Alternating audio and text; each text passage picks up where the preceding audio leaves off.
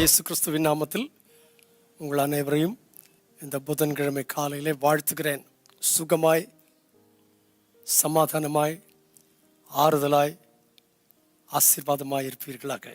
யோசுவாவின் புஸ்தகம் 1 அதிகாரத்தில் வாசிக்கும் போது, இஸ்ரவேல் ஜனங்களை நடத்தி வந்ததான மோசே மரித்து போனான். அந்த மோசே இருந்த வரைக்கும் எல்லா பிரச்சனைகளையும் அவனிடத்தில் தான் கொண்டு போனார்கள்.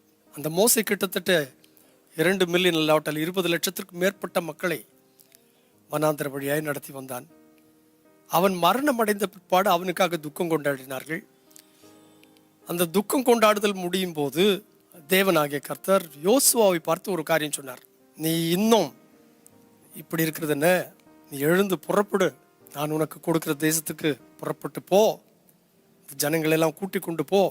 என் தாசனாகிய மோசே மரித்து போனான்.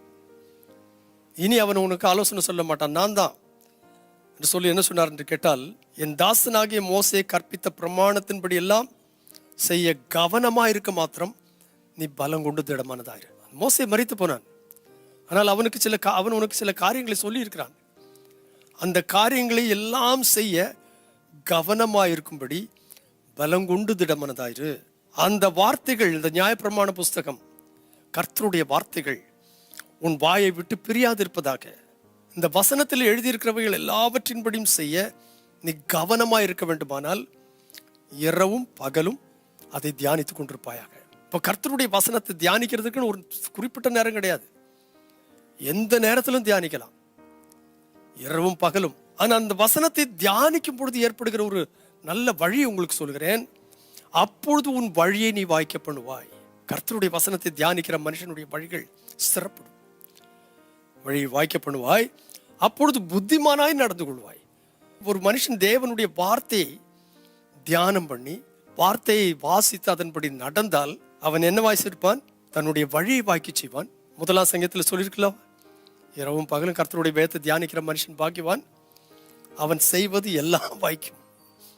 ஸோ உங்களுடைய வாழ்க்கையில் எத்தனையோ காரியங்கள் வாய்க்காமல் இருக்கிறது, அவைகளை வாய்க்க செய்ய தேவன் விரும்புகிறார்.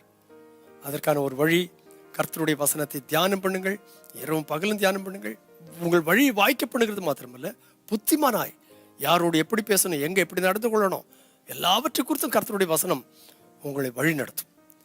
இந்த நாளில் அப்படி தேவனாய் கர்த்தர் உங்களுக்கு உதவி செய்வாராக.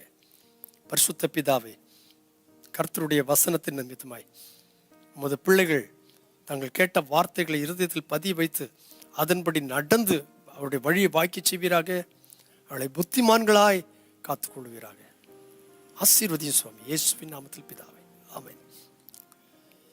ஸோ உங்கள் வழிகளை வாய்க்க செய்வதற்கான வழி, நீங்கள் ஞானவான்களாய் புத்திமான்களாய் நடந்து கொள்ள வழி, கர்த்தருடைய வசனத்தை வாசிங்க, தியானம் பண்ணுங்க. கர்த்தர் உங்களை அதை வாய்க்க செய்வார். கர்த்தர் உங்களை ஆசீர்வதிப்பாராக.